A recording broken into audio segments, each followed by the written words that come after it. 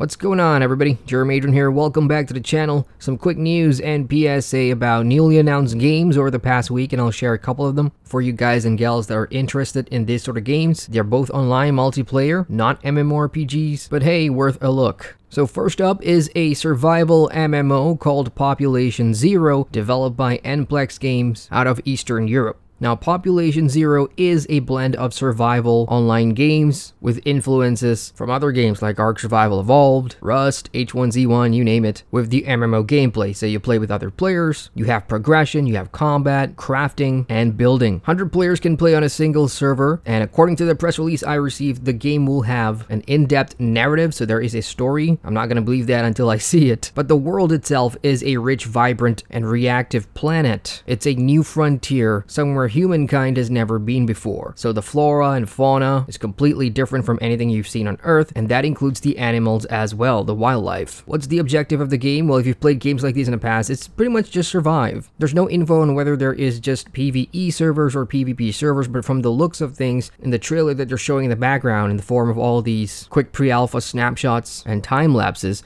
it does seem like a cooperative PvE experience, and that multiplayer gameplay will come in the form of scavenging for resources together, or maybe competing with other player factions on the same planet as you are, who knows. They're also talking up their huge in-depth research system with a plethora of technologies to drive you and your faction forward in the game. Your character can develop a multitude of new skills by simply playing the game, and you'll have a ton of intuitive perks to pick from and a technology tree as well. So you'll start off with primitive buildings, making your way all the way up to the highest tech for building your bases and whatnot. Now again, just from these pre-alpha trailers that the devs have shared, the visuals are pretty striking, and the first thing that comes to my mind are games like No Man's Sky, which I think is an obvious influence here. It doesn't have quite the same gameplay because Population Zero doesn't appear to have anything like flying spaceships and all that stuff. And as for the character models and your third-person gameplay, it's pretty attractive just a little bit because it reminds me of Wildstar, which is now dead. Otherwise, they haven't really shown a whole lot of combat, and for what there is there in this pre-alpha videos, it's not as dynamic as I would like. And in survival MMOs like these, don't expect a PvE storytelling experience, of course, but in the press release, they did say narrative storytelling is going to be a part of this game because players will solve the mysteries of the ancient planet with their guilds or if going alone solo. Anyway, Founders Packs for Population Zero are on sale now, which guarantees you access to alpha and beta testing as the game pushes towards its commercial launch in late 2019. Interesting though, unlike many survival games or MMOs, Population Zero will not be an early access game.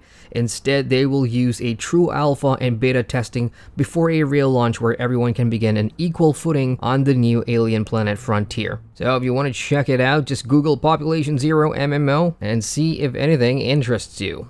Next up from Daybreak Games, we have PlanetSide Arena. Who remembers playing PlanetSide and PlanetSide 2 way back in the day? About 6 or 7 years ago, PlanetSide 2, when it first came out, it was the ultimate MMOFPS game because it featured huge battles on singular maps, which was all about combined and joined forces. So you had boots on the ground, you had vehicles, you had air combat, and it all took place in this sci-fi setting, which was pretty awesome at the time. This was the golden age for sort of sci-fi MMO shooters, MMOFPS, and remember another game called Firefall? Yeah, I was really rooting for that, but that got shut down too, so hey. Anyway, Daybreak Games has announced a new PlanetSide game called PlanetSide Arena, which is a sci-fi arena shooter which features match-based PvP combat, class-based gameplay, and unique seasonal progression mechanics. So it's not exactly a new sequel to PlanetSide 2, this is not a PlanetSide 3, this appears to be a smaller PlanetSide project, but the good news is, I suppose, it's got modern graphics, and it will still have that PlanetSide signature, which is the epic scale all-out FPS combat in new arena game modes capable of supporting up to 1,000 players per match. That's the only reason why I checked out PlanetSide 2 back in the day, because, you know, games like Battlefield, for example, yeah, you do have a lot of players on the match, but nothing really beats PlanetSide when it comes to all-out, tons of players on the map warfare. So when PlanetSide 2 initially launches, changes. It will have 3 major game modes: Massive Clash, which is an epic 500-player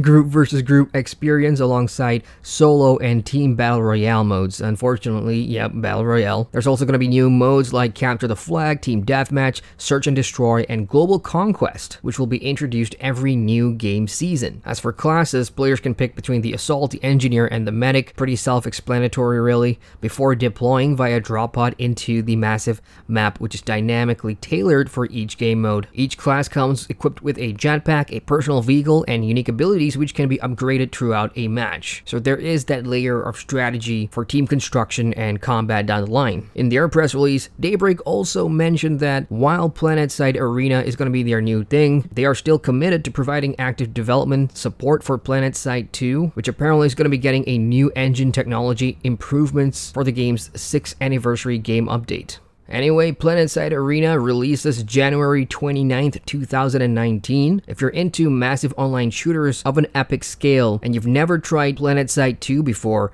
I highly suggest checking out PlanetSide 2 first before you jump into Arena, even though it's older, but you will get a feel for it. I'm just not sure if the player base is still there or not. You can wishlist PlanetSide Arena on Steam right now and pre-purchase a couple of packs. You have the Sanctuary Assault pack costing about 20 USD, which gives you the base game, Battle Pass Season 1, access to the beta, or the Legendary Arena pack, which is about 40 bucks, and it comes with a lot more cosmetic armor and things like that. If there's anything to be wary of, it's Daybreak Games, which is basically the studio and the publisher. Depending on your own personal experiences in some of their games, or from what you've read from news gaming sites, Daybreak really isn't a shining star out there when it comes to publishers. They've recently laid off a bunch of people, which is unfortunate, so your mileage may vary there. Anyway, that's it from me. Let me know your thoughts on these two games. Does any one of them interest you? Let me know in the comment section below. Hit the like button for more MMO news and feel free to subscribe to the channel for more content. Once again, I'm Adrian, and I thank you for watching. Hey, thanks for watching that video. Welcome to the dreaded end screen. If you want to watch more vids, you can click the cards at the bottom of the screen here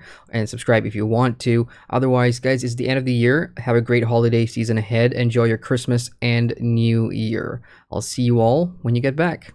Take care.